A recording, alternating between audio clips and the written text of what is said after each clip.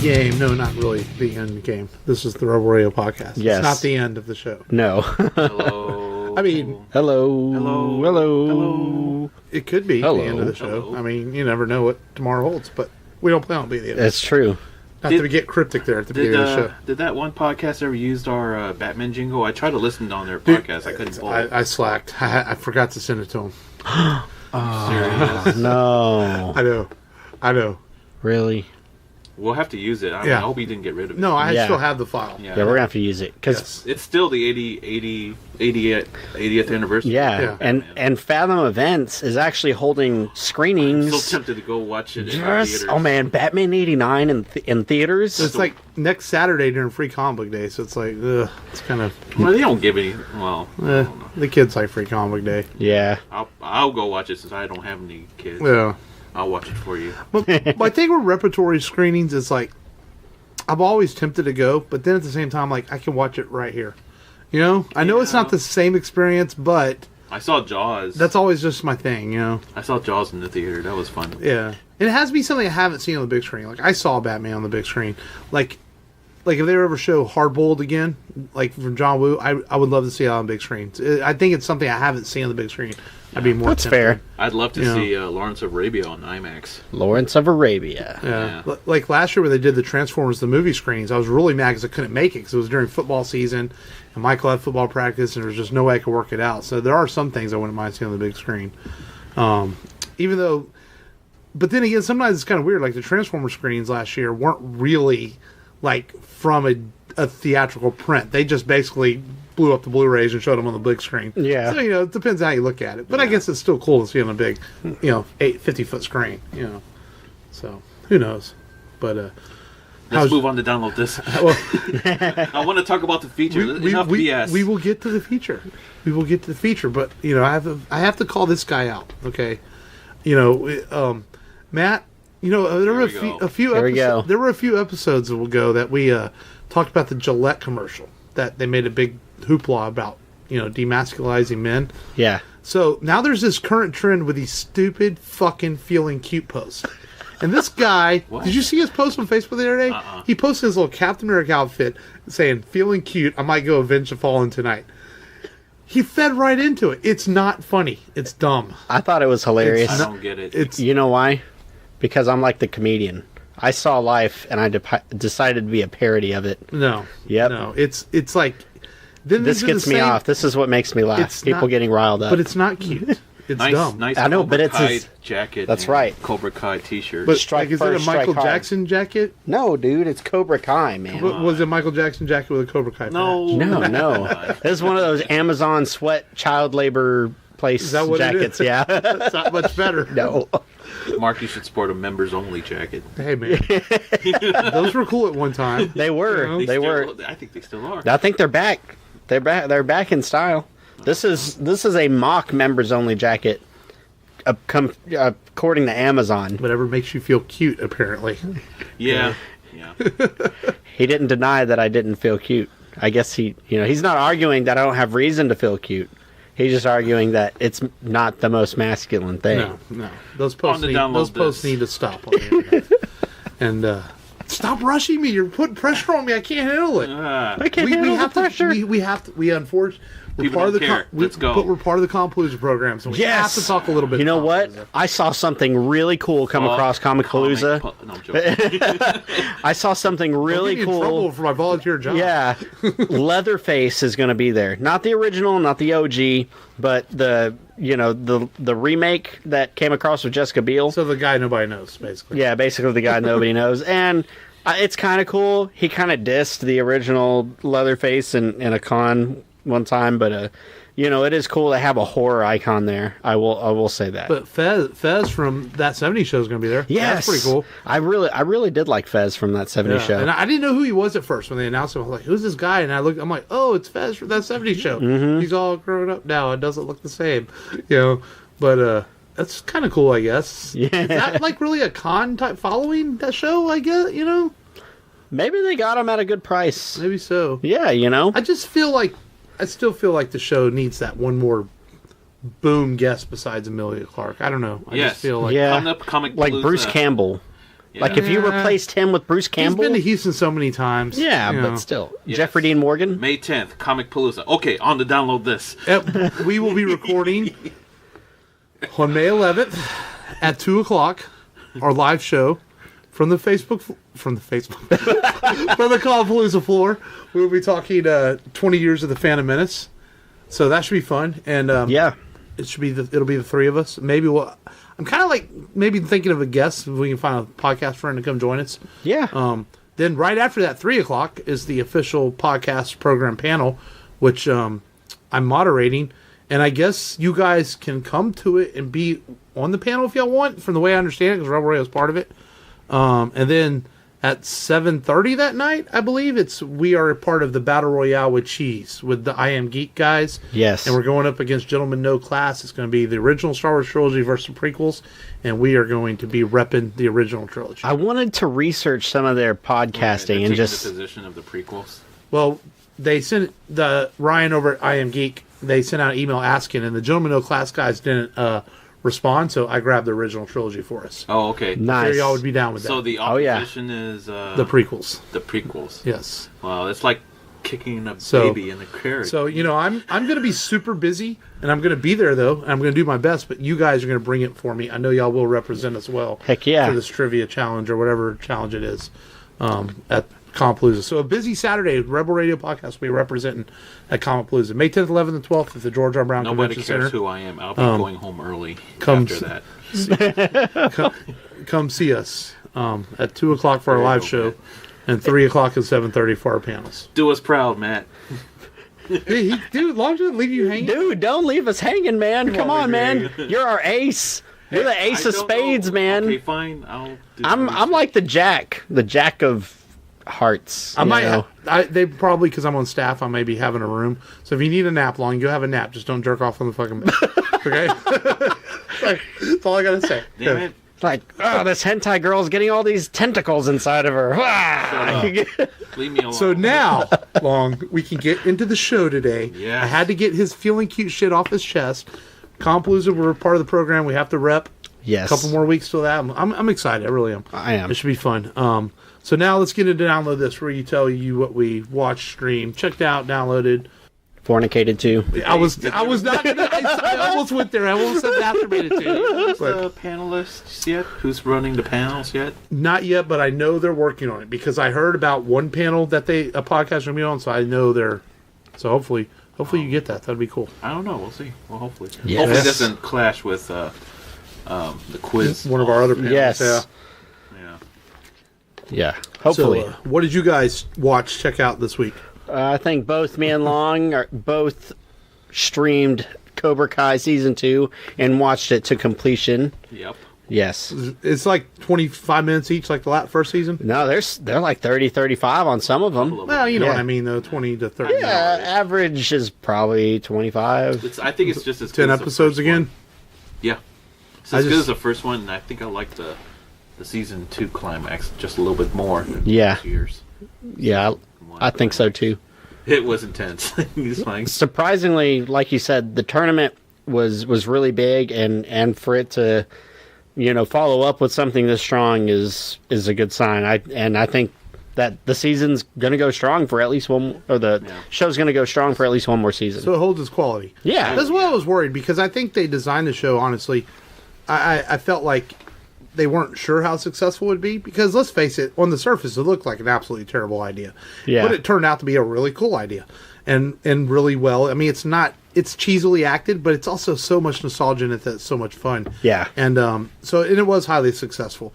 So I was wondering if it could maintain that quality, because sometimes a show that might have only been designed to be one season sometimes can't hold over and do well. So that's good to hear that it's maintained that. it'll make you look forward to Season 3. Yeah, no, I'm definitely going to check it out. Just had a chance to yet. Kind of had a weird week that I'm not going to put on the air, but I told you guys kind of about it. So it's kind of like strange things going on this week. Yeah, So tapeworm. hopefully this week is more normal. So yeah, anything else y'all checked out? I know I saw something else. Actually, and I keep harping the whole Godzilla thing. Serge Tankian, and I think the lead singer System of a Down, he collaborated with Bear McCreary, the composer of the new Godzilla movie. and they released their cover track of Blue Oyster Cult's song Godzilla. Oh, okay. Nice. It's a pretty fun cover. That's pretty cool. Yeah. Didn't you watch one of Mark's favorite comedies, Sand of Tsushima? Oh yeah. Yeah. He was laughing so hard at Sands of Iwo Jima. Yeah. Well, watching those. Wait, what? Japanese soldiers. What did I miss here? No, don't worry about Did it. you ever watch the movie, your Blu-rays you borrowed from me? What? The Blade Runner Final Cut and Nausicaa? You got to watch those, huh? Oh yeah, I should. I'm sorry. That's okay. I borrowed my buddy Matt's Cowboy Bebop movie, and I haven't watched it. I've had it like 3 months. Speaking of even seen Cowboy speaking of Bebop. Matt Tarbut. yeah, he left us an iTunes review. What? Yes, and he let me pull this up because Oh man. How many stars did he give us? well, he gave us 5, but I owe him for this one because a little sarcasm in there from Matt, so I'm going to call him out. Oh yeah, so read the review. He said, a great funny podcast with a different movie topic each week with some news updates in the world of comics and film, plus the sexual tension between Mark and Matt is a must listen. Now, I've known Tarbutton for many years, so I can forgive him for this insolence. Insolence. But, Sexual tension, huh? yeah, I mean, I could see that when Frank was on the show between Matt and Frank, but, not, I mean, no. So, that's okay, Did you Matt. have a chance to watch anything Oh, fun. despite your drama film? I rewatched. You always say I don't like to laugh, but I did watch Step Brothers this week just for fun because I was like, I like watching. You know something why? silly. Because Will Ferrell has fake balls that he puts on the drum set. I did watch a couple more. Love, Death. Is it Love, Sex, and Robots? Love, Death. Love, Death. and Love, Robots. Death, and Robots. Yeah, so I watched a couple more of those. The one with the 2 robots, and they're going through. I guess all the humans are dead, so they're walking around and. Yeah, that was kind of cool. And what was the other one? Did you see the one with the farmers? I haven't gotten that one yet. Damn, still? Yeah, I've been watching. I'm slacking. I know they're only 10 minutes each, but Yeah. I've been watching like 1 or 2 a night right before bed. And Did you see the one about the artist that painted blue pictures? no, around but, the oh, couch? I know the other one I watched. It's really bizarre one. It's The Witness, where the girl sees the murderer in the window and I she's didn't like that running. one that much. It's I didn't like it either, but the animation was like really trippy and weird. But that's cool. And then as far as downloading, I'm not really a video game guy on my phone. I like my TV video games, but I do like. I'm a sucker for Topps. They put out these digital trading card apps, and I have the Star Wars one, the baseball one, the football one. They also have UFC, soccer, wrestling, and hockey, but I don't do those. Yeah. But they just put out a Marvel one called Marvel Collect. Yeah. And so it released yesterday, the day Endgame hit theaters. So I downloaded that. I don't like it as much as the Star Wars or the baseball card apps because it's a different interface, and I think that's what's weirded me out. It's like, okay, why can't you be like your other interfaces, Topps? I don't like this change. Did you see Lucky Number 13? Ship Lucky Number 13? Mm-mm. It's about the pilot who inherits his unlucky spacecraft in hot zones and stuff, and it's unlucky because all its crews kept dying every time they make a drop. And it's like amazing animation because you keep forgetting that it's a 3D animation and not 2D. It's pretty photorealistic. Yeah. Yeah. No, I'm gonna definitely finish those. And I feel like there was something else I watched this week, but I'm not remembering it off the top of my head. Something on Netflix. It's because it's X-rated or something like that. No, Can't mention it. No, nothing X-rated. Yeah, it's unfortunate. That's late at night. I don't remember half of those. It's like, but sadly, I don't remember ordering that pay-per-view. who pay-per-views that anymore? It's Stone Age. Back in the day, I remember showing up at my cousin's friend's house. I'm like, "What are we doing?" "Oh, we're using his mom's cable. And we're gonna rent a dirty movie."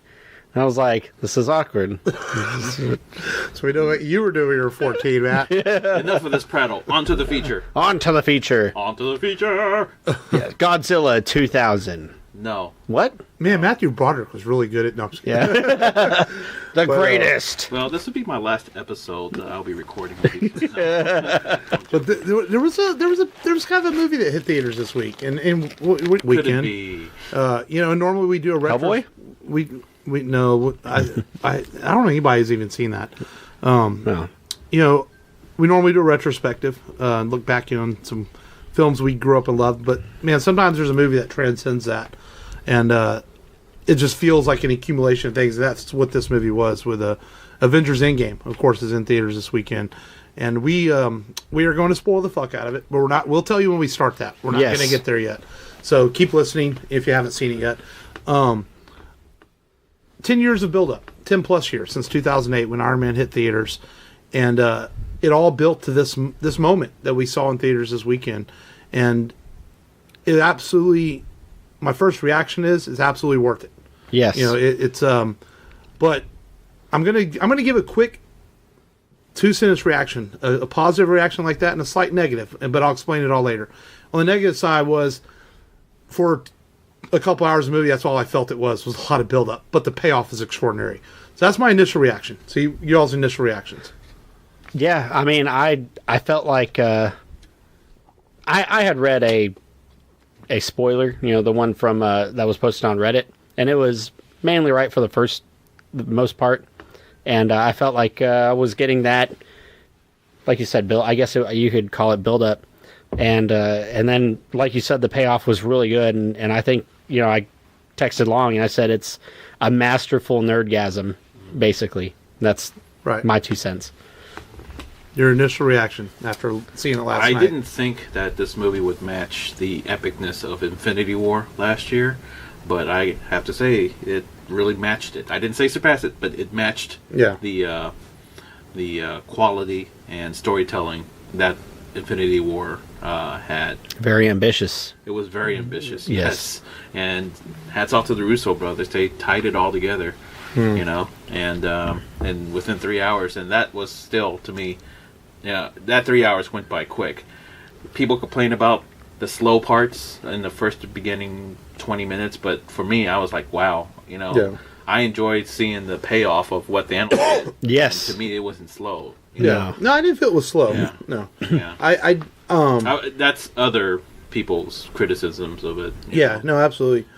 Casuals. I guess Casuals. I guess a non-sport way of explaining to myself how I felt like it was a lot of build-up is I think Infinity War it's a war movie, and so it's go go go. It's really fast. It's really, and there's so many moments that you're just like, wow, that's cool. Wow, that's cool. That's cool. And you get to Endgame, and you have to wait for those moments in a lot of ways. You don't get them till about the last 40 minutes.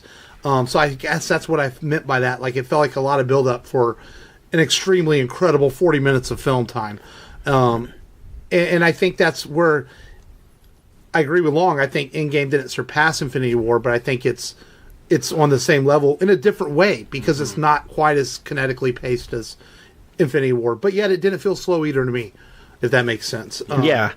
But I also felt like it was a sum of two parts. I felt like Infinity War, you could watch and not have seen a lot of the other films.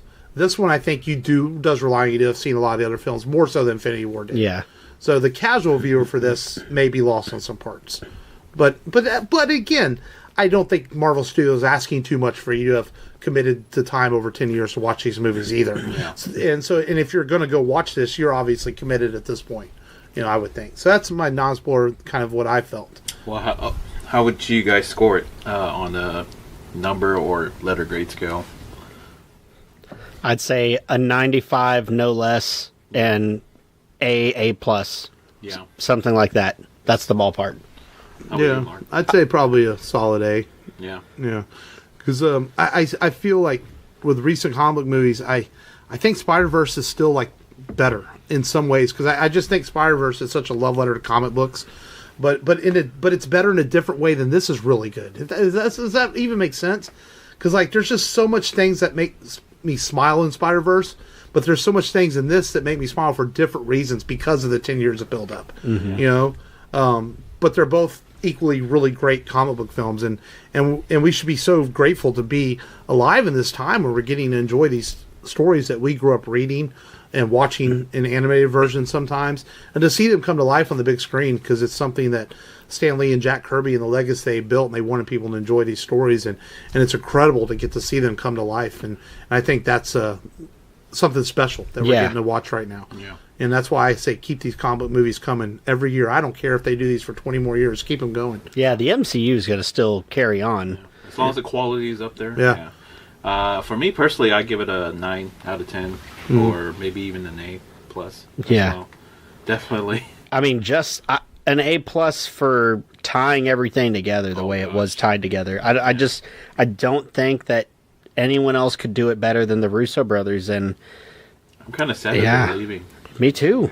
Yeah, and there are some things that one thing I've always bugged me about the Marvel cinematic universe was the musical things in it, and this was the first time in any of the films where I felt the soundtrack finally was part of the film. Yeah, and it took Marvel a long time to get that. The Avengers theme meant something this time. Yeah, and I think that was, and I noticed that every musical cue in this film has a purpose, and that's something that Marvel has not done well over the years until now. They finally we figured out how to score a movie, and because that's part of your cinematic experience is, and I feel bad for people that are hard of hearing sometimes. They can't experience that because sound is 90% of your experience. It honestly is, and the visuals is the other 10%. Mm-hmm. Yeah. So, and this movie does that so well on so many levels, and I think that sums up our non-spoiler review pretty well.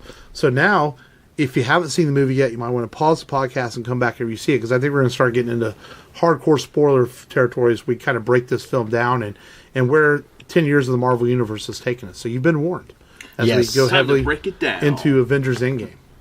So let me start with my nitpicks. Sure. One nitpick is it felt like they spent the first part of the year building up Captain Marvel.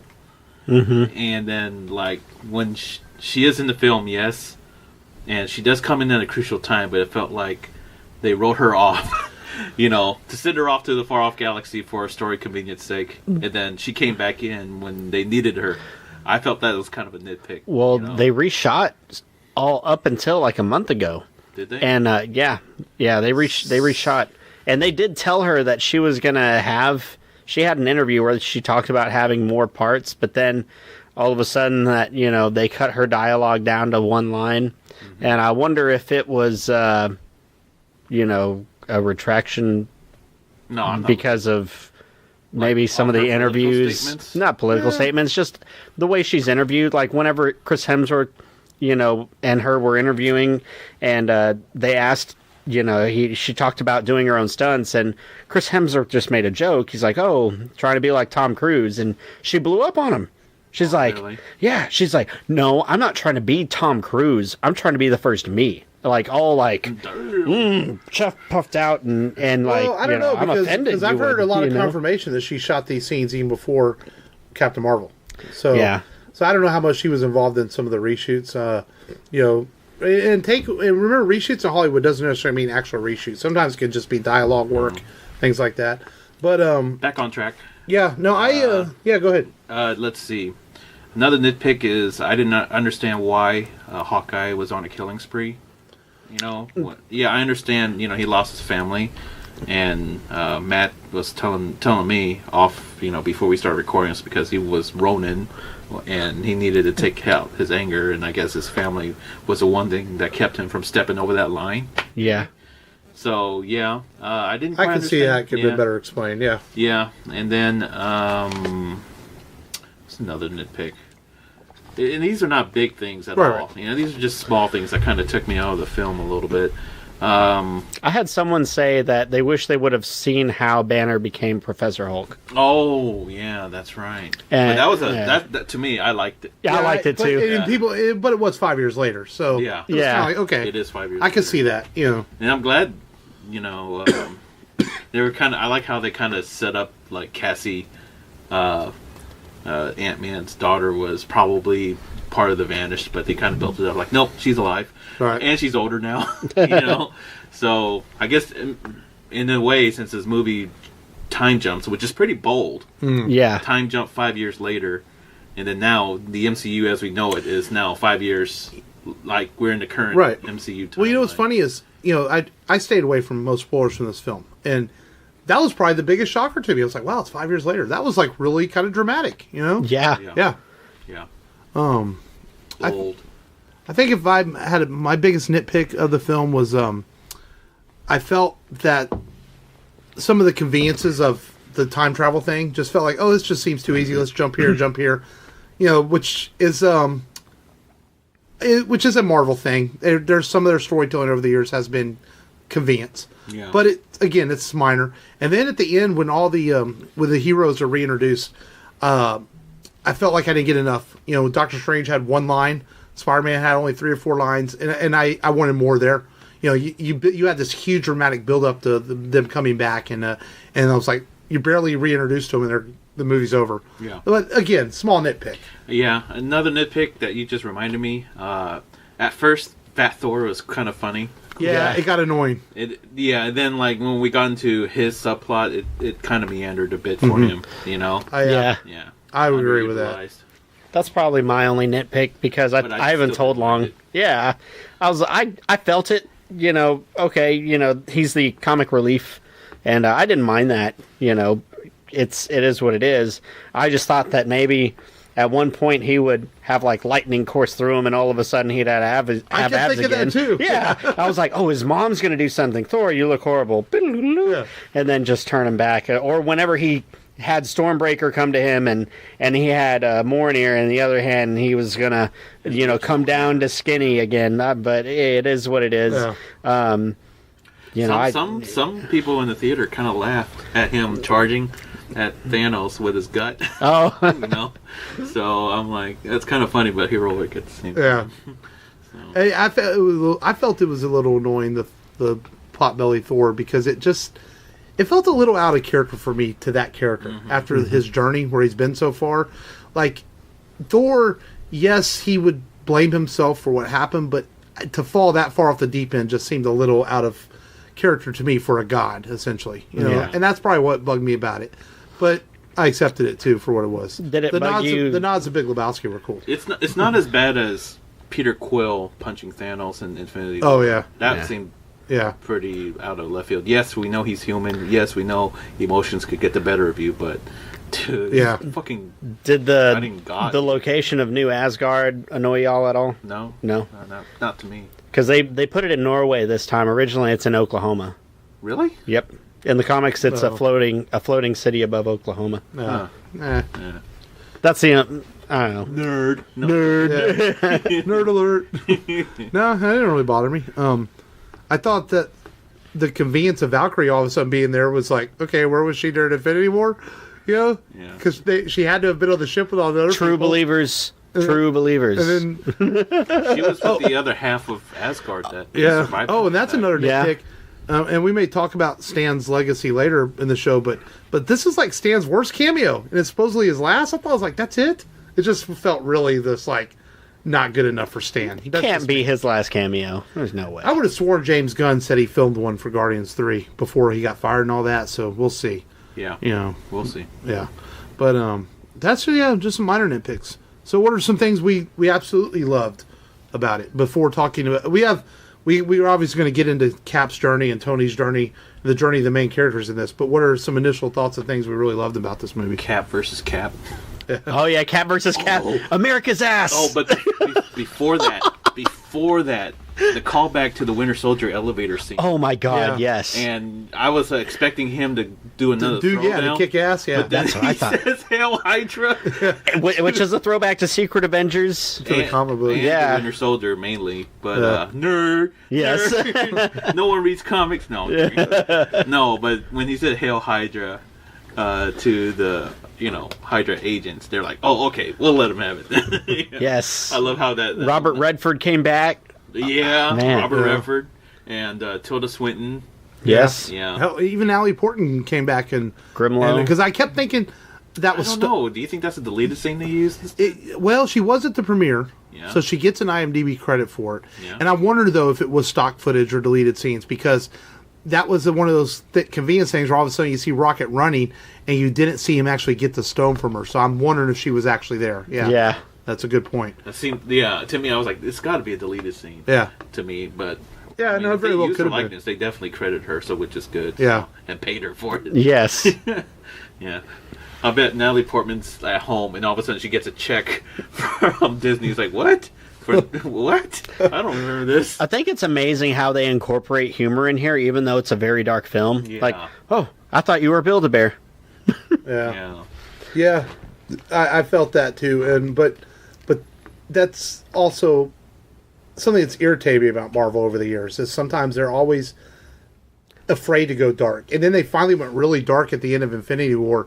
And then at the beginning of this, and this might be another nitpick of the film, is like, I don't mind the humor in the film, but it felt like out of place at the beginning of the movie when we're mourning all these people we lost, and he's making this joke about he thought it was Build-A-Bear, and I was just like, it just felt really kind of like, but it is also how Tony deals with things. Yes. Yeah. So I accept it as his character flaw. Because it came from Tony. Right. Now, I can understand you not liking the humor undercutting Right.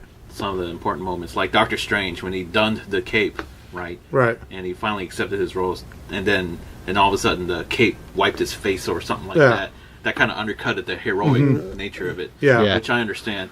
But in this one, I'm glad that they didn't pull any punches Right. at all. They kept the heroism. They kept it. Yeah, it could be cheesy in these modern sensibilities, but no, we don't need that cynicism, right? Also, the death, they didn't undercut it with any humor at all. Same thing with the heroic moments. Yeah. So let me ask you all this: what part of the movie did the audience applaud the loudest for y'all? Ooh, Captain America having the hammer. Oh, dude, same here. My theater erupted when freaking Captain America got Thor's hammer. Yes. I had 3 separate pretty good applauses. One when T'Challa appears, one when Spider-Man appears, and then the hammer scene. Those 3. It seemed like, T'Challa and Spider-Man are very popular characters, and they both got big applauses. And then, strangely, people gave a casual applause when Thanos goes away, which was kind of... Because, it was kind of weird. It was like you're glad this guy is gone, but also, I didn't feel like I should applaud it. I think some people, they did applaud in my theater, too, but to them, they applauded because of the poetic justice. I think so. Yeah. It's like, oh, yeah. Oh, and before, kind of a side note, someone wrote on Reddit or on social media, says, we have to wish all of the Starks this weekend that they'll survive. Yes. Because the next episode of Game of Thrones... It's a big battle. It's the big battle of Winterfell, Yeah. And all the Starks are in Winterfell. So... I was talking along before the movie, and I was like, I feel like, maybe they... Tony could stay around and do a cameo afterwards. I was like, nope. After this movie, no. He did. But he could. I'm sure he could do a cameo as different characters. Probably. I think he'll be taking up that mantle. Hopefully, I think that's one thing where Endgame excels, and is despite some of the small nitpicks about it, it does a fantastic job giving proper journeys to our original Avengers and concluding those journeys. In some ways, I think the only journey that's not concluded is Thor's, because we don't quite see the end of it the way he's left at the end of the film. Yeah, he may be. And we can talk about him first. Thor goes from being, this guy who's very sure of himself, godlike powers, kind of cocky and arrogant in some ways, to a guy that sees emotion from a human level, even though he's not human, and dealing with that and becoming a team member and a team player. And then he's in a very dark place when this film starts. And not happy with... He's still having trouble living that he missed Thanos' head, that he allowed this to happen. And but he goes through this kind of silly journey for parts of this film because he's drunk a lot and he's got this pot belly. But by the end of the movie, he's there for his teammates no matter what. He realizes it's the right thing to do. And he's left with a wide open journey to him, possibly a new adventure for him. And hopefully with the Guardians. Yeah, hopefully that confirmed that he's going to be in Guardians of the Galaxy 3.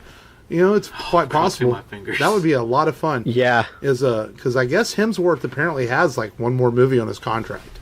So maybe it'll be Guardians 3. That makes sense. Thor 4 is heavily rumored. Yeah. Because he had 7... Most of them are signing 7-picture deals. And he did 3 Thor movies and he did 3 Avengers movies. So he technically has one more picture on his... Because I don't think they count the cameos. Where he appeared at the end of Doctor Strange. Those don't usually count in their contracts. Yeah. So we'll see. Love that power play there at the end between Thanos. Not Thanos, but Thor and Peter Quill. Yes. Mm-hmm. Yeah, that was really funny. Yes, you're in charge. I love all of. But you're still touching everything. Yeah, I love Rocket Raccoon's interactions with all the other Avengers. Yeah. And Tony's look at the talking babies. Yeah, sometimes Bradley Cooper, we forget he's a voice. He doesn't get enough credit. He just nails it so much with Rocket. Yeah. He's great. You can't even tell it's Bradley Cooper. No, you sound... Well, It depends. I hear Bradley, certain things he says in it. But then the most recent Bradley Cooper movie I've watched is A Star Is Born. Where he's gruff and he's purposely sounding like Sam Elliott, and then you hear him as Rocket, and it's completely different. Mm-hmm. But there are certain words he says I can hear him. I can hear him. But any other thoughts on Thor's journey? But as we move on to the next Avenger, I thought the Big Lebowski joke was funny. Yeah, that was a funny. What was the? He's joke? Dressed just like the dude. Oh, when he's really? sitting there in the chair and he's got the sunglasses on. Oh, I see. Okay. And then Stark walks by him. And he's like, "Hey, Big Lebowski." Oh, okay. So a couple of nods in there. Yeah. Who shall we do next? We talked a little bit about Ronan. Let's talk about Hulk. Well, you want to do Hulk next? Yeah. We can do Hulk next. Yeah. I didn't care much about Hawkeye. I know, but we have to talk about him and, All right. and Black Widow in a Yeah. minute, too. Yeah, Hawkeye killed Yeah. and became all dark and grim dark. Yeah. Yes. But I think it gave good closure to him and Natasha's relationship. Yeah. And you know, and Natasha. Actually, I started liking him more. Yeah. In that scene. And you know, and Scarlett Johansson, you know, has done a really good job with this character over the years, and at the movie's beginning, she's trying to find a place in all this. You know, she doesn't have superpowers or anything special she can do, but she can help how she can by doing surveillance on the universe and trying to find out a way to fix this problem. Yeah. And so she finds her own heroic sensibilities when they go after the Soul Stone by you know. I guess we're not going to get heavy in the plot, but we will spoil some things, you know. But essentially, they travel through time to try to find these stones and stop Thanos. And as we all know from Infinity War, there has to be a sacrifice to get the Soul Stone. Yeah. And so Hawkeye and Black Widow kind of argue about who it's going to be, have a little scuffle, and ultimately we see the death of Natasha in this as she sacrifices herself to save the universe, and it completes her journey. And I felt like every journey in this movie, I didn't feel like any of them was like, I felt with peace at all of them. Mm-hmm. You know, it's sad that she died, but you felt like, well, you know, that was her role to play in all of this after all these films. Yeah. Yeah. And which makes me wonder, I think the Black Widow movie is a prequel. I think so too. Yeah. And then, but it continues to put a lot of darkness in Cliff's heart, you know, because Hawkeye had to live with another person he lost as he returned home with just the Soul Stone. Yeah. But, And really, Hawkeye's journey kind of ends with Natasha's death. You know, he brings the Soul Stone back, and he plays his part at the end to save the stones and get them back to send them back through time, Stark and all that at the end of the film. Yeah. So let's talk the Hulk. And that was a pleasant surprise. Yes. Yes. Another thing that they did not spoil in trailers or anything was we finally, after all these years, we get Smart Hulk. Yeah. Hulk that can talk and dress and yeah, kind of have Makes a sense me of love humor. that character even more. Yeah. Mark, you know, I didn't hate Edward Norton as Bruce Banner. I actually genuinely liked him, but Mark Ruffalo has really done well. Yeah. Really well. He brought that Bixby, that Bill Bixby, Bill Bixby, Bruce Banner to the role. Yeah. Yeah. And you know, he's kind of a different Hulk. I thought it was really funny when you know, guys always say I don't like to laugh, but when he goes out in the streets, he's like, yeah, maybe smashing stuff. He's all like, roar, roar. I thought that was really funny. It's like I don't know how to do this stuff anymore. He was kind of embarrassed. And that was actually gave me a good chuckle. Yeah. And he's a really important part to this film because he helps with the time travel thing. He can't quite figure it out till Tony comes along, but without Bruce to get the ball rolling, the movie doesn't happen in a lot of ways, you know. Yeah. And it's kind of funny seeing him. He's like working at a diner, taking selfies, and you know. Yes. Yeah. He's like, I'm Ant-Man. You want a selfie with me? No, it's okay. Ant-Man was pretty important too. Yeah, yeah. And for once, I found Paul Rudd. I found his Ant-Man a little annoying in Civil War with his quips and his one-liners. He didn't bother me in this. I actually felt his lines were better in this film. Well, he had a very important part. Yeah. I mean, the quantum realm is what brought them to to their solution. Yeah. Yeah. But so where did the Hulk at the end of the film, you know, he ends up putting the gauntlet on at the end of the movie, and he snaps his fingers, and then I'm trying to think. I just saw the movie a few hours ago. He brings everyone back. That's right. He does the first snap that brings everyone back. Yes. And he almost fries his arm in the process of it. He's still scarred up too, right at the end of the movie. And but you know, again, and that's funny. Every Avenger in this movie has this very heroic ended their journeys in a lot of ways. The original ones, yeah. Yeah, and Hulk did his part to try to bring everyone back, which he ultimately does. But that's a whole other thing to talk about. It's that scene in a few minutes because that's remarkable. And at the end of the film, he's left with kind of maybe rebuilding the Avengers. It looks like Hulk could be in charge. Yeah. You know, where the movie's left at the end. That could be where his journey takes him next. Yeah, you know? you're right. Yeah. Now that we're moving on to the now that we kind of knocked all the major Avengers out. Already, Yeah. Who we have left is Captain America and Iron Man. Yeah, which are arguably the faces of the team over these years. The and first Avenger. And Iron Man. And man, how good is Robert Downey Jr. in this movie? This might be very the best. good. Comic book movies don't get enough credit for their acting, but Robert Downey is so good in this, and that's one thing I did notice. He's amazing in the film. The scene with him and his father, wow. I mean, talk about emotional. And he pulls it off so well. I really believe that Robert Downey Jr. was going to truly cry a couple of times. Like, you believed it. Yeah. Yes, And then the original Jarvis in there too. Yeah. And just such a great scene. And what I loved about that scene, it was like, here's this scene that's taking place in the past where he's stealing the Tesseract, but it's just two guys. It's not special effects. It's not superheroes, and it's really amazingly done. It's like this warm, soft moment in the middle of all this chaos and somberness, and it's really, really special, and a really great throwback to his regrets from his father. Gave him that chance to talk to him, so that was really good. And Tony's journey continues from there. Having a family. Yeah, Tony has a daughter in this because it's 5 years later with Pepper, and he wants nothing more to do this. He wants to help the Avengers, but he wants to protect them at all costs. He doesn't want to change anything. When they talk about time travel, he says, "Hey, we don't go back in time and change things. We change the present only," because he doesn't want anything changed. Yeah. And that's so important to him. And it's so different seeing a Tony that at one time only cared about money and himself, to a Tony that truly cares about people and his family is nothing more important. Yeah. I had a conversation with Jake. I was trying to have a grown-up conversation. I said, Doctor Strange told Tony if he told him how it ends, it wouldn't end that way. Right. And I was like, and I truly believe that if he told Tony he was going to die and give up his family and his life with his daughter, he would not have given it up. That he would have hesitated. His ego would have gotten the best of him. Yeah. Yeah. He would have tried to find another way. I would cut the wire. You're not the one to fall on the sword. Hats off to Doctor Strange for seeing it the outcome 14 million times and not spoiling it. Yes. Even at the end, he would not spoil it. Yeah.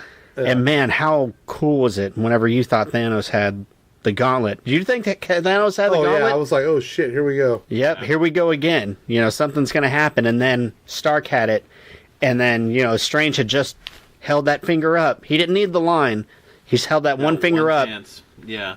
And Stark knew that he had to fall on the sword. He had to fall on the grenade. And that was his moment.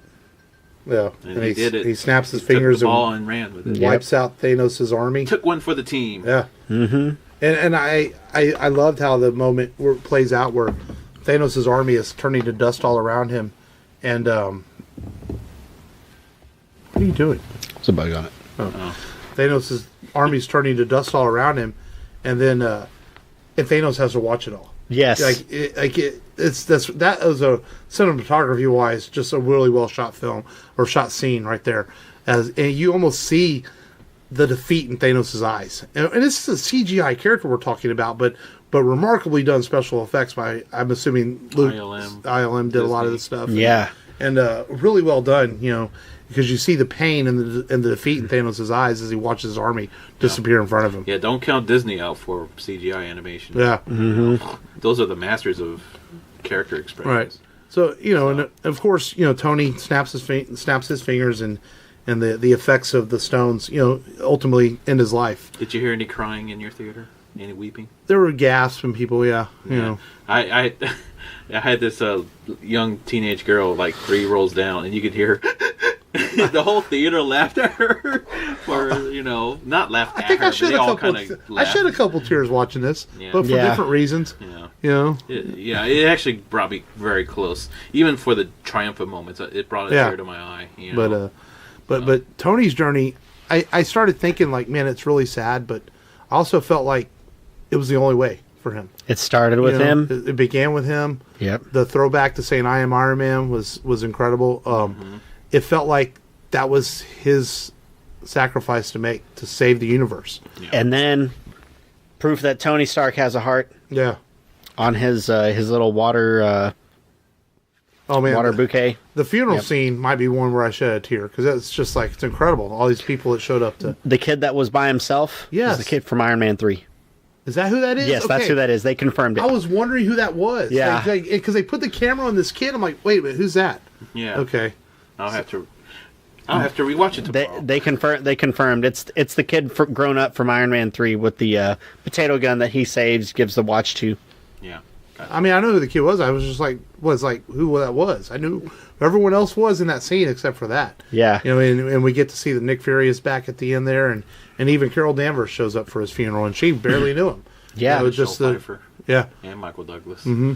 Just the noble sacrifice that Tony made, and what a character that Robert Downey Jr. brought to life over 10 years. He took a character that was a B character, essentially, not one of Marvel's bigger staples, and turned him into a household name now that kids everywhere know who he is. Yeah. And he's always been one of Marvel Batman. Yeah. He's always been one. He's always was one of Stan and Jack's great creations, and he just was it.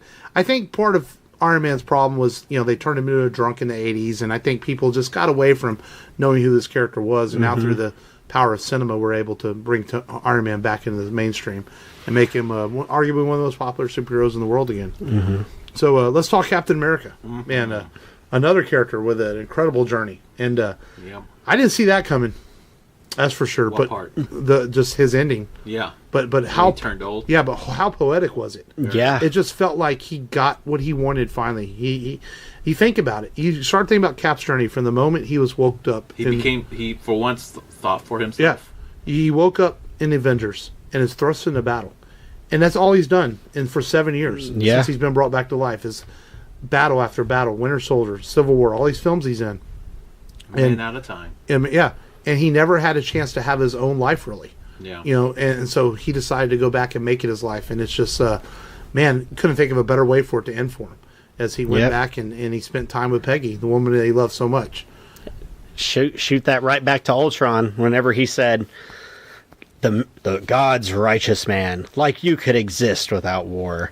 And he existed without war. Mm-hmm. He went back in time and he found his Carter and you remember married her. Oh yeah, I remember everything. Nerd. Yeah, and I just like that. His story just gave me such a sense of satisfaction. Like it's perfect.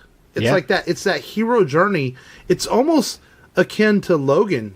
And Wolverine's journey, yes, Logan dies in Logan, but you also felt peace with it. You were like, you accepted where Logan's journey went. Same with Tony in this, and same with Cap in this. You felt that's the way it could be. I understand the similarity for that, but I think Cap's journey was much more satisfying. Yeah, compared to Logan's. Yeah, because you want Logan to come back, and he ain't coming back. Yeah, no, it's a little bit more different. I wanted Logan to rescue those kids because it's the right thing to do, not because he had to. Yeah. That's the thing that bothered me about that part of the movie. Yeah. But anyways, but yeah, and I think I blurted out, "Oh my God!" out loud when Captain America got Thor's hammer. Oh my God! Yes, oh, man. That was. And that's the one thing I loved about this. I felt Infinity War felt like it was kind of a Thor's movie in a lot of ways during the big battle in Wakanda, where they finally Cap. This was Cap's movie a lot more. Mm-hmm. This was Cap and Tony's movie all the way in a lot of ways. And Cap got some great moments in this when he picked up the hammer or caught the hammer. Yes, and I like where he's like, "Here, let's trade. You have the little one." Yeah, that was fun. He accidentally got the Stormbreaker, and as soon as he got Stormbreaker, I laughed. Moment I didn't even register. Yeah, the people around me didn't get it right away. Until Thor was like, "Let's trade." and I like how Cap is casually saying words like "shit" now. Yes, even though he used to not do it. Let's get that son of a bitch. But yet he's still the Boy Scout too. He's always looking after everybody. I was waiting for someone to say language and have a throwback to Ultron, but I'm kind of glad they didn't because I felt like, that joke carried on too much through Ultron. The one joke at the beginning should have been the only thing, but of course we had Joss Whedon directing that movie, so Of course, it was reused and regurgitated over and over. But yeah, great lines. Could you imagine if the Russos had directed all 4 of the films? I mean, don't get me wrong, Avengers is really good. Age of Ultron's all right, but yeah, might have been even better. Yeah. Oh man, I think Infinity War and Endgame really cleansed the palate really for Age of Ultron. But I'm in the minority. I loved Age of Ultron. Hulkbuster scene just made it. Oh yeah, for me. But just seeing Cap just laying it down on Thanos with the hammer, just when the odds were against him, because everyone was on the edge of their seats in that theater. You could feel it, and people knew that when Captain America, all he had was just Olympian strength, right? But that's all he had, and Thanos was kicking his ass, and then the Thor's hammer, he got it, and it's like, okay, now it's on. He who holds this hammer shall have all the power and abilities of Thor, and he's got the lightning, and he friggin' uses the lightning and lights up he was Thanos flying with it. Yeah. So.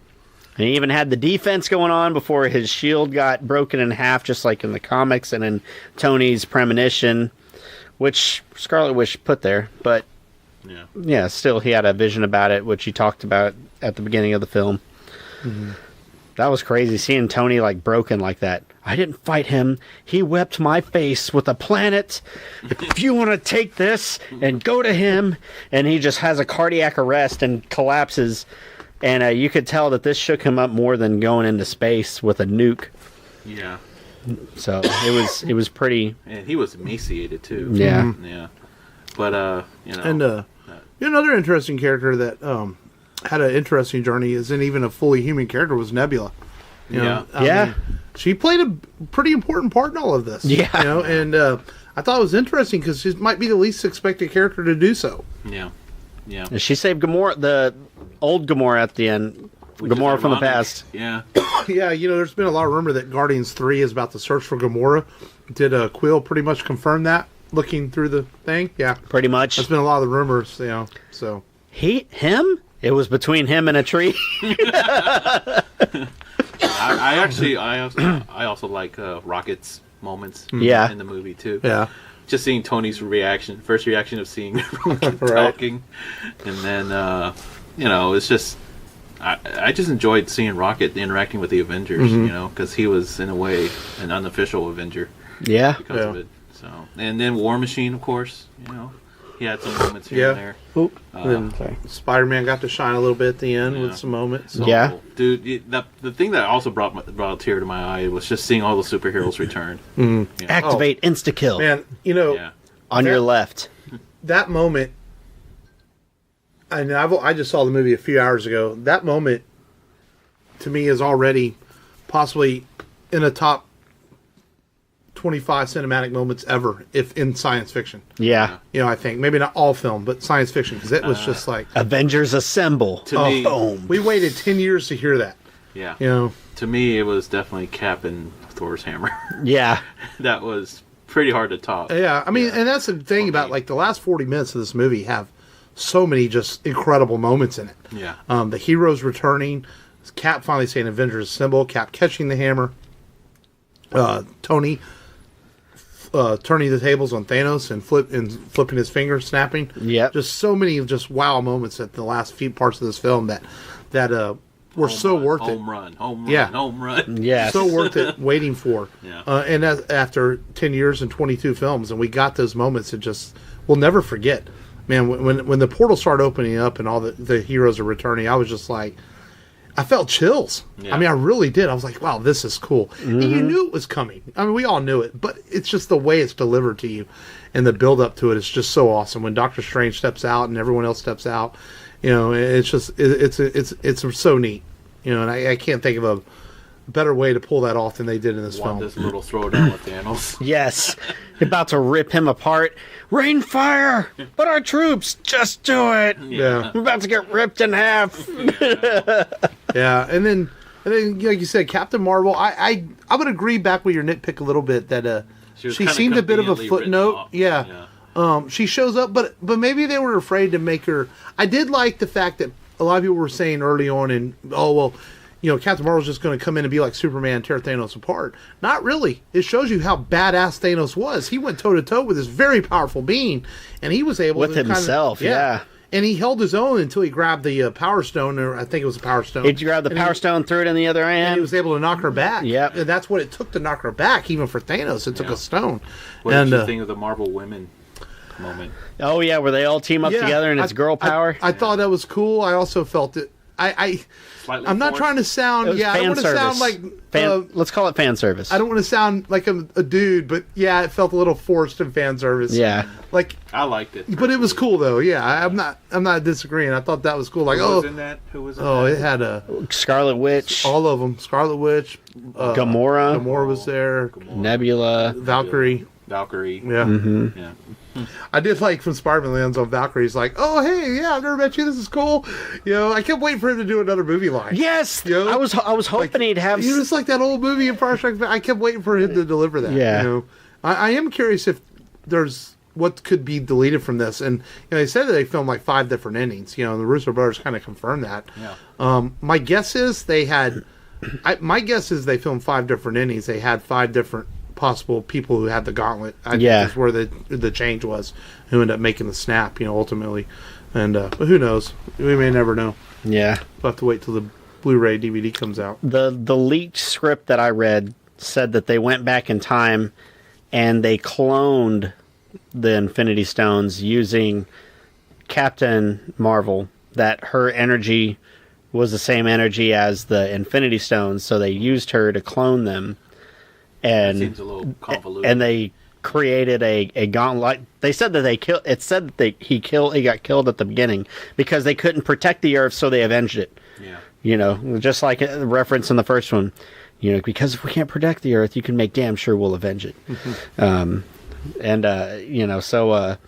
that, and then it said that they went back in time to those certain time frames, got the stones, and then that they made a Stark gauntlet, but that Thanos appears and they have to hold him off until they can make things right, and then that was it.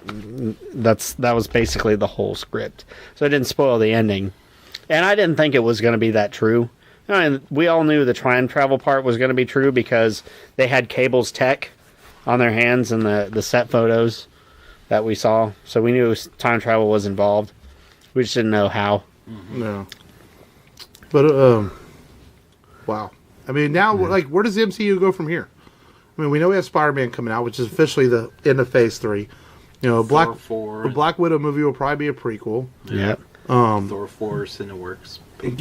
Guardians 3, which we know Gunn's going to start as soon as he finishes Suicide Squad. Looks like they went with Falcon for Captain America instead of Bucky Barnes. But we also have the Falcon Winter Soldier TV show that's coming to Disney Plus. So is that going to take place after Infinity Saga? WandaVision. Yeah.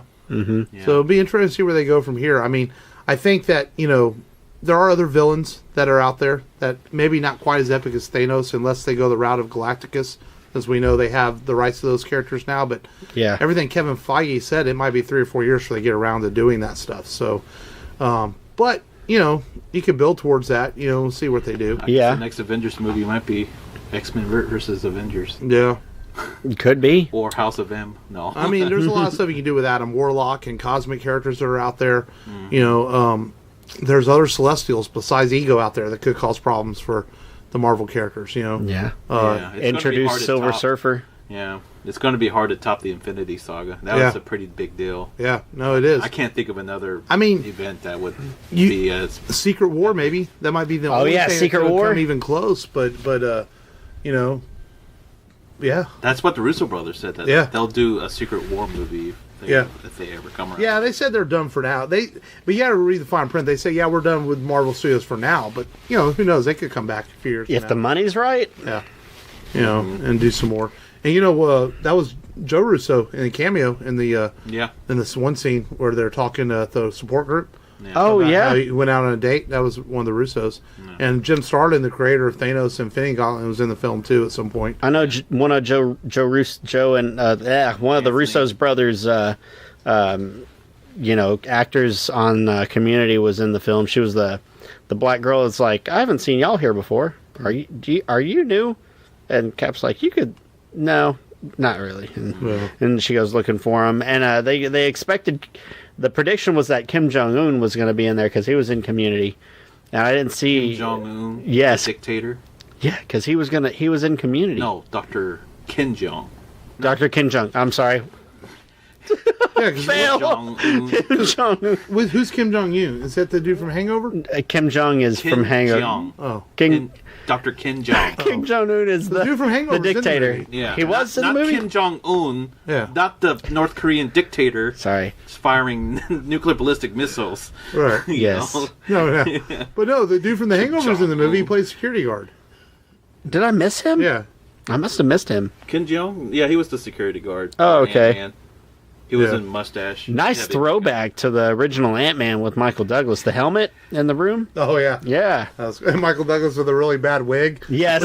But they did use the cool de-aging technology they used like in Captain Marvel to make Michael Douglas look much, much younger. Yes. Even though he looked a little faker than Fury did. Yeah, but he you know, did. it's one scene in the movies. they They probably used it didn't on, spend as much money. They used it on Howard Stark. Howard Stark, yeah, and it looked good.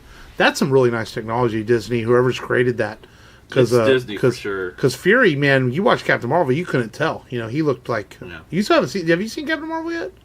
You haven't, have you? No, Wow, I figured I could forego it.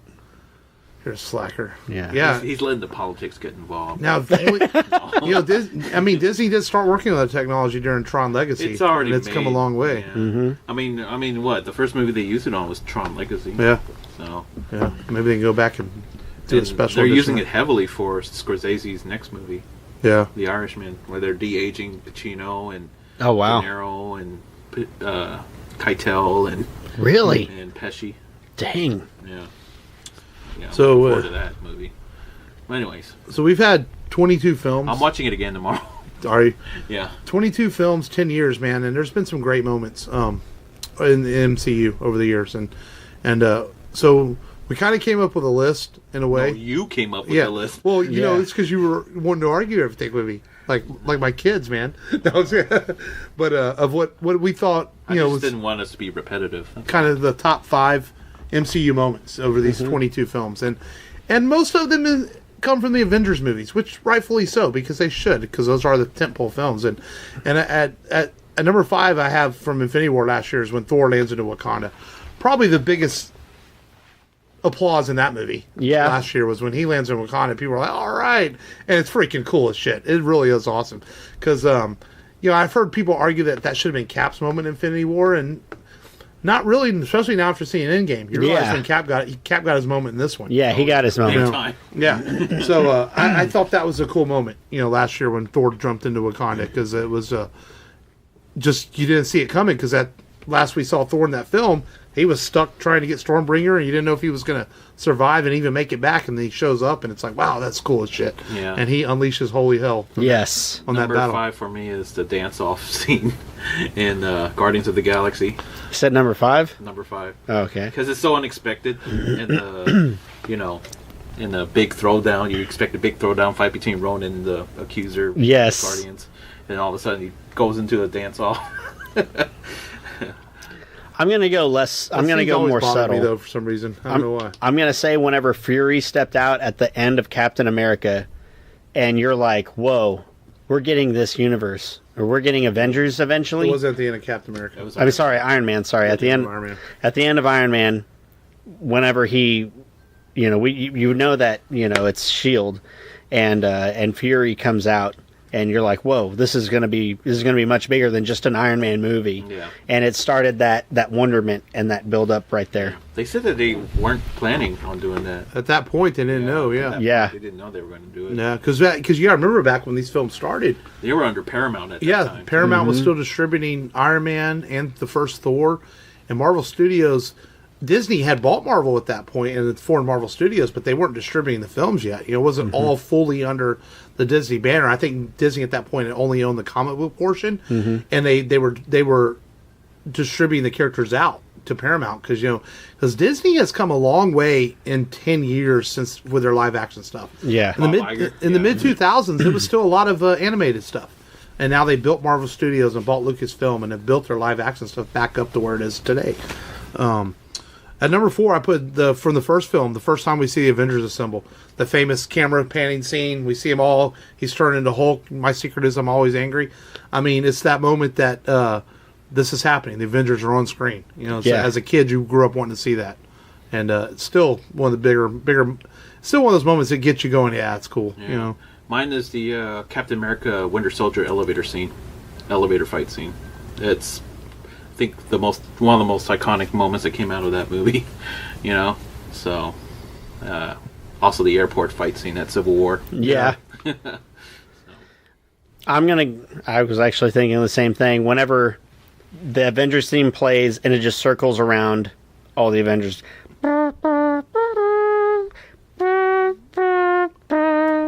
You know? Fucking nerd. It just panorams around everybody, and Hawkeye's in there. He's like, I've got a bow. And, but yeah, yes, that's, yeah. He was cooler with the swords, I think. He is cooler with the swords. Number 3, I have man, you know, it's a move that happened in the films that really changed the landscape of the cinematic universe for a little bit, and I felt like maybe it should have changed things even longer. And that is when we find out the Hydra's infiltrated the Shield, and it did play really well into Civil War a little bit, but then like by the time you get to Infinity War, it's kind of just forgotten. Oh, yeah. And I read that somewhere that was one of Marvel's beasts, like what happened to Hydra infiltrating Shield. And they just kind of have forgotten about the last couple of movies, and maybe we'll come back around to it eventually. Mm-hmm. But that was a big moment, man. That was a shocker in Winter Soldier when you find that out. I was like, wow, it changes things. Yeah, and it was a big moment. Yeah, I also like the scene from Infinity War, the snap. You know, that was a pretty big moment. Yeah, I have that as the number 2. Number 2, because I mean, yeah, it's huge. Yeah. I mean, the emotion of it, even though, you know, it's one of those scenes that plays out and you're caught up in the film and it's so emotional, and you don't click that there's another movie afterwards, and they'll all probably come back. But at that time, it was like, wow, this is really, it's heartbreaking. The fact that Thanos won. Yeah, the villain won. Mm-hmm. Yeah. Took Marvel 10 years to go dark, and they finally went dark with a really dark scene. Yes. And I'm gonna go. I'm gonna go with the end of Civil War. Whenever you have one of the best fights in the MCU, and the lines drawn from that scene on, you know where the lines are, and which fight? What? Oh, Iron Man and Winter Soldier. And did you feel that in Endgame that Cap and Tony? Like, there's still a tension between them. Did y'all? At the beginning, for sure. Even when Tony shows up with the time things, it felt like, yeah, we shook hands or being mutual, but you still felt like, you know, there's still a slight tension. Some resentment. I think that they didn't start, getting back, into a good rhythm until he says, "Do you trust me?" Yeah. Then you realize that they made before up. They shook hands, they said, "Look," Tony said, "Look, I don't want any more resentment. It's not a thing to hold on to." And Cap agreed to it, and they shook hands, which is nice. Yeah. At the beginning, he's like, "Remember, I wanted a suit of armor around the world. And what did you say? You said if we lost, we'd do that together too. Well, guess what? We lost." Yeah. And I was like, throwback to Ultron, and like one of the most storytelling way of in the movie. Did Vision ever come back? He did. I didn't see Vision. I didn't see Vision. He wasn't in there. Yeah, they're still working on his. It's probably out his in Mind Wakanda Stone. Still. Probably, he rezzed back in Wakanda. Oh yeah. Yeah, but I wonder though, because he was a machine, would he actually would he come back? Yeah. Fair. I think the only person that could bring it back is Shuri in Black Panther 2. Yeah. She was working on that mock Mind They have Stone. plenty of vibranium, and Vision is made of vibranium. Yeah. So. Yeah, that might be my other nitpick with it was my nitpick with Infinity War. Even with this, is like T'Challa did have his moment in it, but at the same time, you realize these movies were written after Black Panther was a success. So it's like I feel like if they had written these knowing Black Panther was going to be such a huge success, they probably would have given Black Panther more to do, in the films. But my number one moment over the first 10 years of the MCU, because the snap I had with number 2.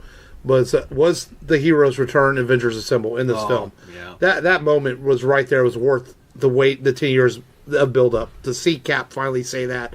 That's like my 10-year-old self just giddy with joy, like fucking just, blow my load right there, sit here in that scene. Me think, though, I mean, like, Joss Whedon didn't use that line in the first Avengers. No. Well, yeah. Does he think it was too cheesy to use it? Joss Whedon thought it was too cheesy. And people kept saying that, like, I can't believe it hasn't said that yet. But in some ways, I'm glad they waited, because it was so cool to see all the heroes come out of the portals, line up, and it meant more. And Thanos had this look on his face, like, oh shit, yeah, it was awesome to see all those heroes on screen at the same time. And it was an absolutely incredible moment. And how do you top that going forward? I don't know what y'all's favorite moment of the MCU so far is. Maybe it's that one. I think Cap getting the hammer and coming in and being Thanos' backup Thor's backup against Thanos. That's a cool moment. It's is a it close. Bigger than all the heroes returning? Oh, it's not big. I mean, that's definitely bigger. There's a difference in a cool moment and a big moment. You know what I mean? Yeah. That's probably the biggest moment. Because these movies are littered with cool moments over the years. So many of them. Yeah. Yeah, like whenever Ant-Man got fired, but he got to take that Slurpee with him, that was pretty cool. No. Because, Baskin-Robbins never forgets. He just wants to get hit by the end of the episode. It wasn't a bad crime, it was a cool crime. So Long, what was your number one favorite moment in all the MCU over 10 years? That's a hard one. Not Ant-Man and Slurpee. Dude, I think the fact that Captain America getting the hammer was like the first time I uttered anything out loud in a long time. Oh my God, he got the hammer! Yes. I've never blurted anything like that in a long time in the movie. And Thor was like, I knew it! Yeah. I clapped. I'm not one to normally clap in movies either, but this whenever the portal started opening was the first time I think I'd ever clapped in the theater, especially when Spider-Man jumped on screen. Because Spider-Man is probably one of my, along with Batman and Wolverine, Spider-Man is like probably my third favorite character. So to see him come back on screen was awesome for me. And Thanos was whooping Thor, Iron Man, and Cap. Even Cap with Mjolnir, with just himself, no gauntlet. Yeah. Yeah. Thanos was a badass, man, but he finally got it, turned to dust. Yes. But Stan Lee and Jack Kirby have built a hell of a legacy, and to get to see these on big screens, and I wonder if Stan was able to see a rough cut of this before his passing. Who knows if he did or not? Yeah. But I think he'd be proud of what they've done on screen so far with this, and I hope maybe it's not true this is his last cameo, just because I felt that it was kind of a weak. I like this cameo in Captain Marvel better with the Kevin Smith callback. You didn't see it yet, but it's a Kevin Smith callback because he's reading the Mallrats script. I thought that was great. My favorite Stan Lee cameo is the Guardians 2 post credit when he was with the Watchers. That was cool. Oh yeah. Yeah, I really liked this. Stories. I really liked this animated cameo in Spider-Verse. That was a good one. It's not an MCU movie, but I always liked where he's doing the music in Amazing Spider-Man and the lizards fighting behind him. Yeah. I know you didn't see those Amazing Spider-Man films, but I really like because it's so Stan. He's just sitting there doing his thing. He had a really good cameo in the Spider-Man the video game that came out last year. It's not an MCU film, but whenever he's the DJ in the strip club in Deadpool. Yeah. Oh boy. But he will be missed for sure, man. And there's been some talk that like Kevin Smith or somebody should take over doing cameos, and I don't know. I mean, I'm a huge Kevin Smith fan, but even I don't know if I agree with something like that. I think just what if RDJ Yeah. Started doing cameos just as random people. Yeah. Like he's a Starbucks barista, and he's like, I would give it to him because he started his movie started the MCU. Yeah. I mean, I think he deserves that. I think that's probably the only, Tony Stank is probably the only person. That's a pretty good cameo too. Yeah. Is there Tony Stank here? Tony Stank. Yeah, because I feel like after all that, after all the breath is sucked out of you by this, battle that tore the Avengers apart, you have Stan Lee coming in, Tony Stank. Yeah, this is Tony Stank. Yeah. Yeah, man, Don Cheadle doesn't get enough credit for what he did with War Machine. He brought a sensibility to Tony at times that when Happy wasn't around, or Pepper, and he did a good job with it. He's kind of lost sometimes and forgotten amongst the great actors. That was unexpected, actually. Pepper donning her own armor. Yeah. Rescue. Yeah, again, a throwback to Iron Man 3, man, where he puts armor on her to protect her. Yeah. So, yeah, there are a lot of callbacks in this that were unexpected. But, man, just what a film. You know, what a 10-year journey that we went on watching these movies. But I never thought back when I saw Iron Man in 2008 that it was going to lead to this. I had no idea, and it's incredible to watch. But man, go see Endgame in theaters. It deserves to be seen. Quite a spectacle. It's going to make a shit fucking ton of money this weekend. $60 million in one day. I mean, U.S. 156 on Friday alone. Wow. I mean, it's going to break all kinds of records. But whatever. I don't get caught up too much, and that's cool and all. But some of my favorite movies didn't make a ton of money, like the movie we're doing next week. Only did like $45 million at the box office, but it's a cult classic. Mm-hmm. So you never know. Final thoughts on Avengers Endgame before we get into a little bit of news. The movie's so nice, I'm going to watch it twice. There you go. So I'm going to go see it again. That tomorrow. rhymed. I think it's masterfully done. There's only one way you could have. This movie's a keeper. 1 in 14,607 ways that you could have wrapped up the MCU, and this is the only way it could have been done. Yeah. And again, I would clarify No, joking. clarify my tweet. I mentioned earlier, I think Infinity War and Spider-Verse are better, but it's like an inch better. I really like this movie a lot. There's just things in Infinity War I enjoyed slightly more, and Spider-Verse I enjoyed slightly more. But the last 40 minutes of this movie might be the greatest 40 minutes I've ever seen in a fucking a Marvel film. Maybe not a comic book film, because there's some great comic book films, but it was worth it. It was worth the payoff the last 40 minutes of this movie, for sure. So, but yeah. So we don't have a lot of news to cover. We'll cover a little bit before we preview next week's film. Really just a couple of trailers hit this week. But before we hit the trailers, man, that we talked a couple weeks ago about the Star Trek animated series that Nickelodeon's going to do. It is confirmed. And it's an interesting concept. It's not going to be Kirk or anybody like that. It's going to be about these Starfleet kids that I guess find a ship that works, and they just happen to go into space with it. So it's like, what? But you know what? I think it's a cool idea, man. If it gets kids to watch Star Trek and to learn something about it, why not? I think Nickelodeon will handle it well. And I know you're a big Trek fan, Long, so yeah, I think you'll probably check it out, huh? Yeah. Anything Star Trek? Yeah. So it's about all I really know. I need to watch season 2 of Discovery. I heard it's really good. Yeah. Yeah. And the Orville as well. I heard the second season of the Orville was really good as well. So. Yeah, I never got into that, but I want to watch Discovery eventually. I'll have to watch it illegally. Don't tell anybody that. Just watch the first episode for free on YouTube. Yeah, there you go. I did watch the first episode. Yeah. I have seen the first episode. Yeah, there you go. A couple of trailers, really. First, I know we got Long's trailer here in a minute, but there's a new trailer for Men in Black International, which aired in front of my screening of Endgame today. And I was like, I wasn't sold on the first trailer, but man, the new trailer is pretty cool. Yeah. I was like, I kind of realized how much. Kind of watching the trailer made me realize how much I really did kind of enjoy the first 3 Men in Black films in a lot of ways. I was like, and Sony being Sony, since they don't know how to market trailers and movies, they released a trailer without music. Oh, did they? Yeah. It's like, whoops, we have to re-upload that. I didn't know. I guess, yeah. I thought it was kind of quiet trailer. The one copy I saw. Huh? I guess maybe it might have been. I just didn't notice. But I realized that's a cool concept, Men in Black, and it deserves to maybe have more done with it. Men and women in black. Yeah, men they and make that women. Joke in the trailer. but Chris Hemsworth and Tessa Thompson, it should be interesting. We'll see. Yeah, or it just gets lost amongst all the other summer movies this year. There's a lot of shit coming out. Yeah, there is. Disney's owning the fucking summer with Avengers and then Lion King and Aladdin, yeah, and Spider-Man, and Spider-Man still is part Disney release. Toy Story 4, that's going to make a ton of money this summer. So Godzilla got a new trailer, man, and they released a 5-minute trailer officially, but they also put out a new regular trailer, and man, this looks cool as shit. Yeah. It's like it is legit as fuck, as the kids say. Yep.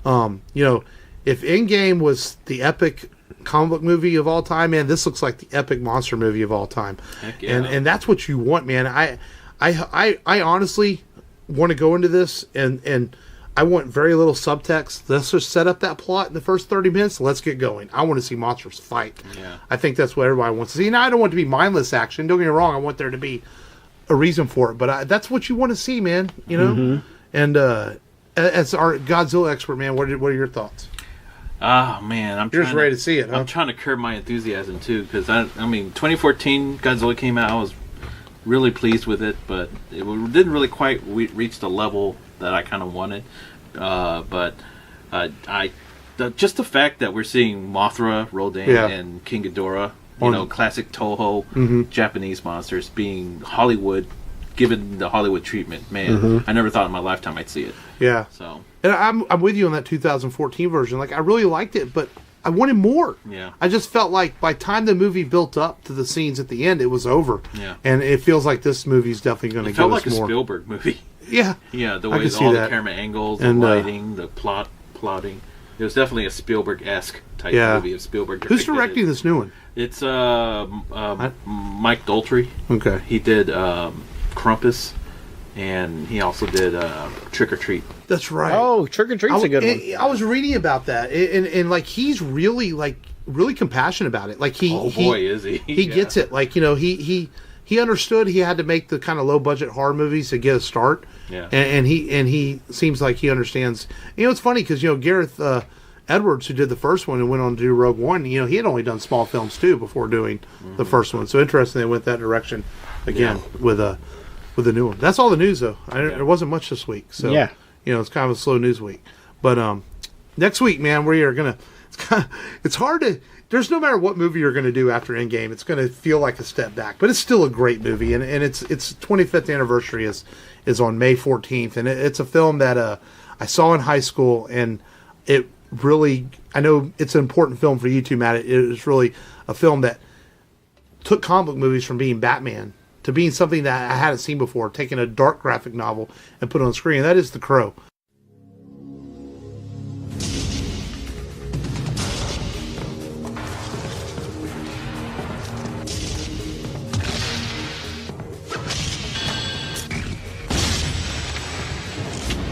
People once believed that when someone dies, a crow carries their soul to the land of the dead. But sometimes, just sometimes, the crow can bring that soul back to put the wrong things right.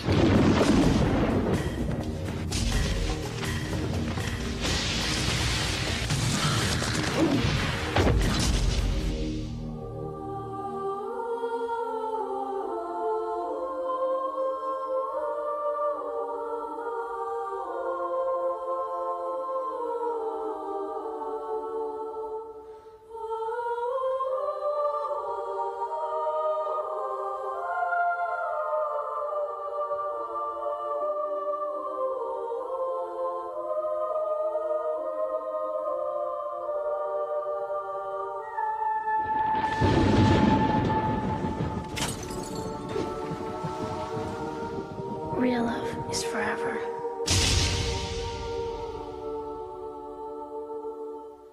The Crow.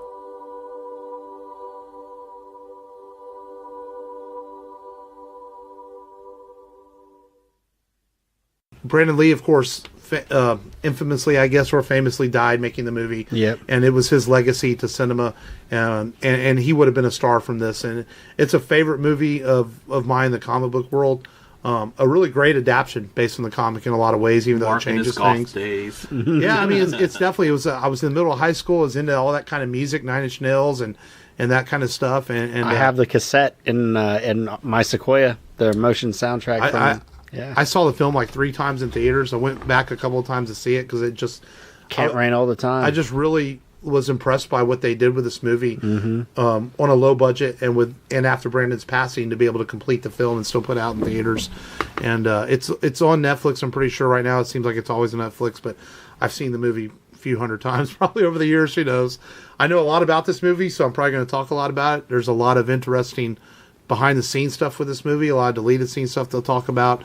So it should be fun talking The Crow. I know, Matt, it's a favorite of yours too. Yeah. My uncle loved it. My uncle lived with me and basically, made me interested in the movies that I watch now. He introduced me to Star Wars. I remember going out Halloween with him, and everyone was in trench coats with white face paint and black eyeliner. I dressed as the Crow one year for Halloween. Yeah.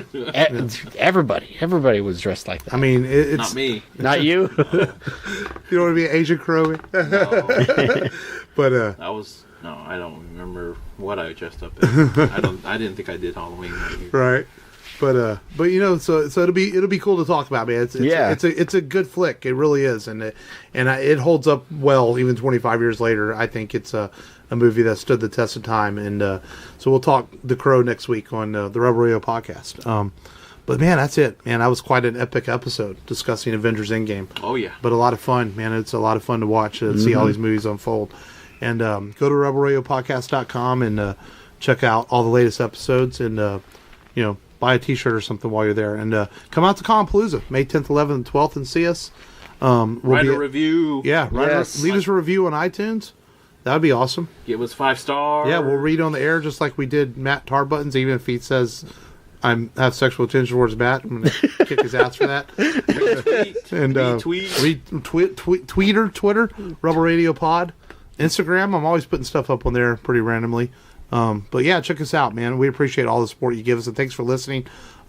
We've had some really good download numbers lately, so we know people are listening. We really appreciate it, and we hope you keep listening as we move forward into the summer. We've got some great movies planned coming up, and we're looking forward to talking the Phantom Menace at Compalooza. That should be exciting. So until next time, this is Mark. This is Matt. This is LT.